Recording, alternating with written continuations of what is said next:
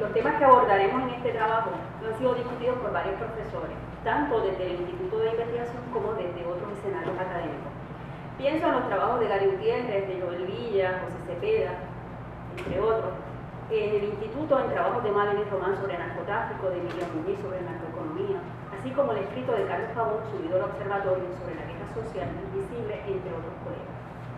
La discusión esta mañana se trata más bien de dar cuenta de algunos asuntos que a nuestro entender son importantes en el contexto de Puerto Rico contemporáneo.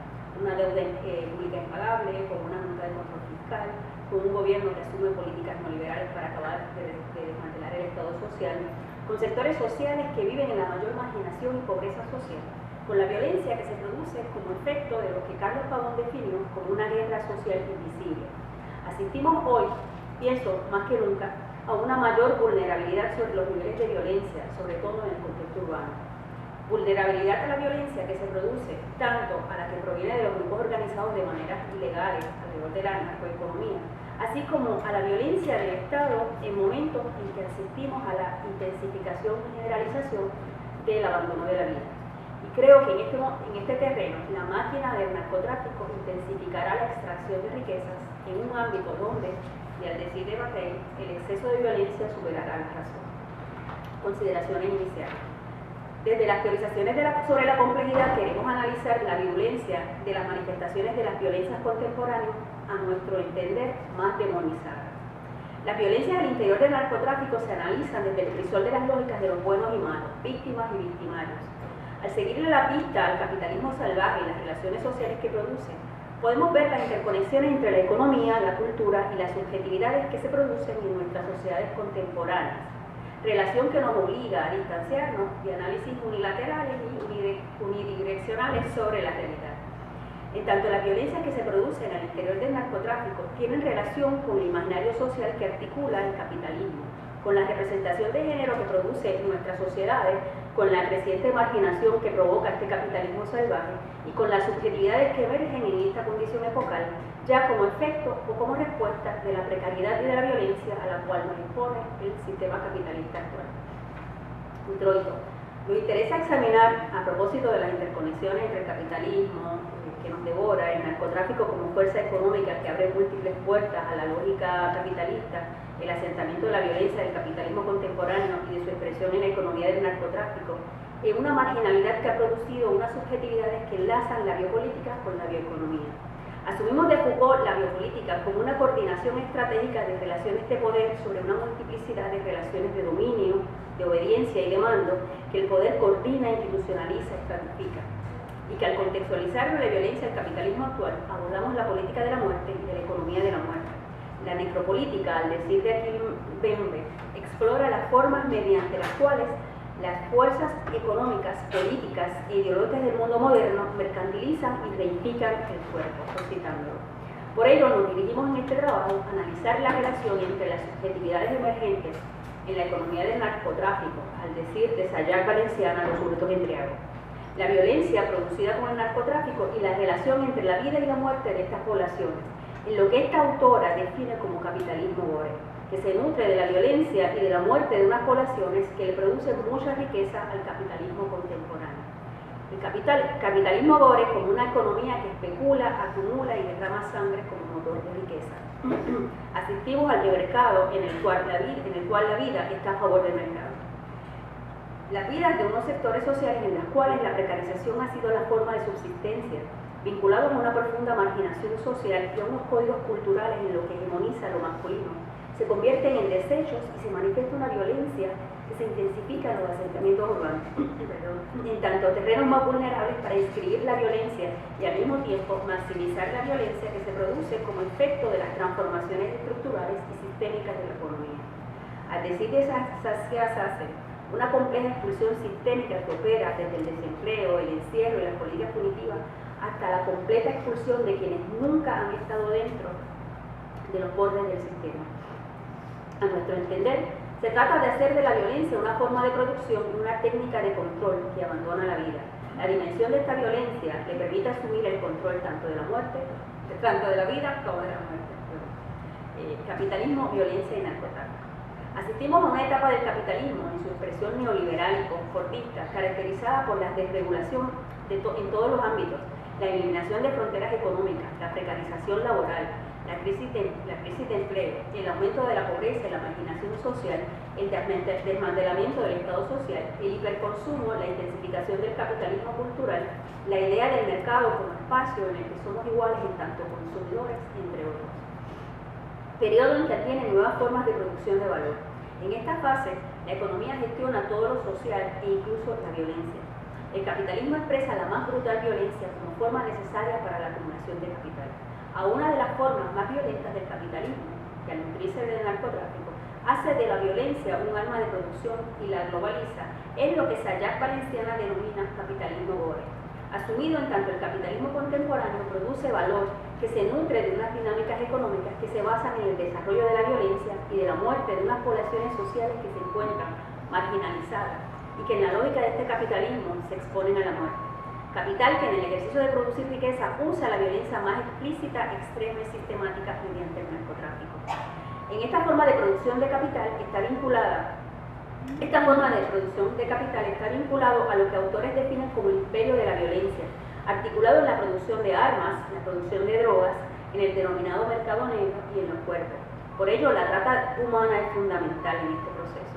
La vida ya no es importante en sí misma, sino por el valor que adquiere como objeto de intercambio en el mercado. Ante esto, el capitalismo contemporáneo se inscribe fuera de las lógicas humanitarias y racionales. Por ello, uniendo las concepciones que propone Valenciana con la de Achille Mbembe sobre necropolítica, asumimos que en estos procesos el capitalismo hace de unos sujetos mercancías encarnadas por el cuerpo y la vida humana. Las fuerzas del mercado gestionan la violencia sobre la vida y sobre la muerte. Si ya el gobierno neoliberal se llevaba a cabo vía la inseguridad, ahora la intensificación de la precariedad y de la marginación social se convierte en el arte de gobierno. El narcotráfico constituye un entramado socioeconómico en el cual se acumulan riquezas a un nivel exorbitante. Todo un andamiaje económico y social se estructura alrededor del narcotráfico. No obstante, el narcotráfico, en nuestro entender, se convierte más allá de ser una economía ilegal en una actividad fundamental que nutre el capitalismo, sobre todo el definido como gore. Amplía las riquezas del sistema económico mediante la compra y venta de armas y efectos militares, ya sea para los carteles y grupos, así como para el Estado y la violencia que produce el propio estado de excepción. Así como también los efectos de la generalización de la inseguridad y miedo que articula unas demandas ciudadanas alrededor de la seguridad, al decir de Zygmunt Bauman, que son suplidas por el mercado. Los carteles y grupos acumulan riquezas, adquieren casas, autos, yates, joyas, así como también la inyección de dinero en sectores y zonas marginalizadas, áreas que están fuera del sistema económico y que el narcotráfico hace posible su inserción en la lógica de consumo. El narcotráfico, más allá de ser una máquina económica, se convierte en una parte del capitalismo que rentabiliza con la muerte. Es una narcomáquina que se caracteriza por el ejercicio de la violencia para mantener el dominio, ya sea las que se producen al interior de los carteles o las del Estado en su ejercicio de dominio de la población. Asume explícitamente la violencia. La narcomáquina produce un sujeto jurídico y un sujeto extrajurídico en lo que se entrelazan las manifestaciones de la violencia. El uso de la violencia para la libre circulación de las drogas y que haga posible un crecimiento exponencial de sus ganancias.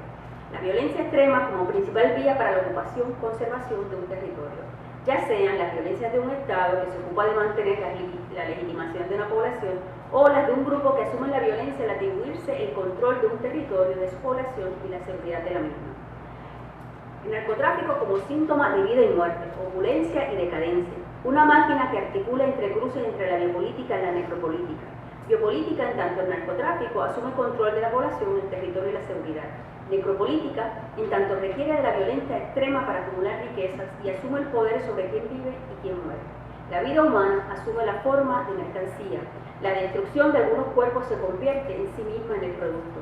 La muerte constituye un negocio muy rentable. El capitalismo, como decíamos antes, necesita del narcotráfico para sustraer más riqueza. Las armas, aparatos militares, el trasiego humano, la venta de sustancias ilegalizadas, el mercado negro, el narcoestado, la corrupción estatal, entre otras, permiten una acumulación de riquezas y poder. Se produce una narcoeconomía en la cual lo legal y lo ilegal hacen más fuerte el narcotráfico. El narcotráfico se instala en un contexto en el que el trabajo desaparece, contexto en el que aumenta el trabajo precario e inestable, la pobreza y se amplía la marginación social. Dos asuntos que quiero destacar como fenómenos sociales. Uno es que se amplía la exclusión de unos sectores sociales como fuerza de trabajo. Hay poblaciones enteras que ya no pueden incorporarse como mano de obra. Y dos, que como estrategia del capital se intensificó y se generalizó el consumo. La ampliación de la pobreza tuvo como efecto la exclusión de amplias poblaciones en la adquisición de bienes. El narcotráfico incorporó a sectores sociales no vinculados al trabajo formal y legal, a la obtención de formas de acceder a ganancias económicas. Creó una estructura interna que requirió de mano de obra vulnerable, fácilmente descartable. Grupos que se insertan porque son visibilizados y criminalizados por el Estado. En este grupo destacan hombres jóvenes, residentes de comunidades pobres y en su mayoría urbanas. La participación en el narcotráfico constituye una forma de hacer posible el acceso a servicios y de bienes de consumo. Destaca Valenciana que el consumo se convierte en el mediador de la verdadera vida dentro de la lógica feroz del neoliberalismo. El capitalismo promueve valores como el éxito social y el hiperconsumo. La idea de la movilidad social vía el consumo se incorpora en el imaginario social de algunos sectores que han estado excluidos tanto del trabajo como del consumo. Han estado expulsados por la sociedad en tanto no trabajan y se les dificulta subir el consumo que promueve la sociedad capitalista. Sectores sociales que han estado abandonados por el Estado, excepto marcados por una relación recipendiaria de asistencia social, que si bien ya no se trata de una relación de derechos humanos ni estrategias de pacto social, sino más bien, al decir de Luz Juan, una forma de control social. Sectores sociales que en esta forma de capitalismo salvaje viven en la más profunda desigualdad y marginación. Estos sectores sociales ven en el narcotráfico una forma de empoderamiento económico. Su incorporación en el narcotráfico los empodera, los vincula con la sociedad de consumo. Es el retorno a lo social. Recordemos al decir de Valenciana que el capitalismo Bore necesita la violencia extrema de muerte, de expulsión, de la necropolítica para la acumulación de riqueza. Las situaciones de marginación social y de pobreza de sectores sociales, sobre todo jóvenes, los hace vulnerables a las necesidades del narcotráfico. Constituyen una fuerza de trabajo que puede ser incorporada, desplazada, sustituible y eliminada fácilmente. Asistimos a la incorporación de jóvenes a una economía que les permite acceder al consumo y al poder social. Al decir nuevamente Valenciana que el narcotráfico es una economía que está representada por sujetos embriagados. Subjetividades y violencias en el contexto urbano. Asumimos el sujeto embriago, el que la literatura describe como un monstruo fabuloso, cruce de hidra, dragón y humano, como el sujeto marginalizado sin poder, violentado por la más cruel de las violencias estructurales. Lo asumimos como lo monstruoso, lo bestial, aquello que se defiende y que ataca, aquello que ubicamos en la otredad, en lo extraño, en el afuera, en lo que excluimos, en lo criminal. Lo abordamos como una categoría vinculada a hombres jóvenes pertenecientes a poblaciones urbanas en precariedad y marginalización, vulnerables que están expulsados de las formas de producción laboral, que asumen el hiperconsumo y que se vinculan a la economía del narcotráfico como una forma de subsistencia. Al reconocer que están excluidos del sistema, se incorporan en la narcoeconomía, pues buscan estar incluidos en las lógicas de consumo y de poder. Son parte de la geografía económica que ha sido descartada de la lógica de producción capital, el cognitivo, el especulativo y el financiero, pero la incorpora a la lógica de consumo. Son parte de una economía recolonizada, al decir de Valenciana. El sujeto embriago reproduce los códigos culturales, sobre todo los que aluden a la masculinidad. Están vinculados al imaginario de la masculinidad dominante, lo que Henry Giroux destaca como masculinidad adversativa, una masculinidad asumida desde los códigos a partir de la representación que los medios hacen de los géneros y de la forma en que el espacio social se manifiesta. Una masculinidad entendida en vínculos con la violencia, con las armas, con las peleas, con la competencia y sobrevivencia en precariedad y pobreza, con la heterosexualidad. Una masculinidad inscrita en el discurso del hombre proveedor, el sostén de sus madres, abuelas y hermanas. La masculinidad adversativa usa la violencia, entendida esta como masculina, como forma de autoafirmación.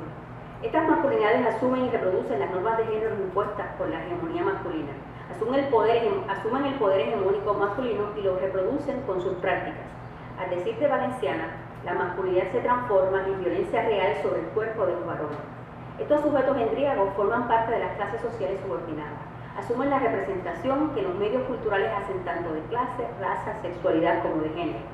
Las subjetividades que se producen asumen con sus prácticas la representación que se produce sobre la masculinidad.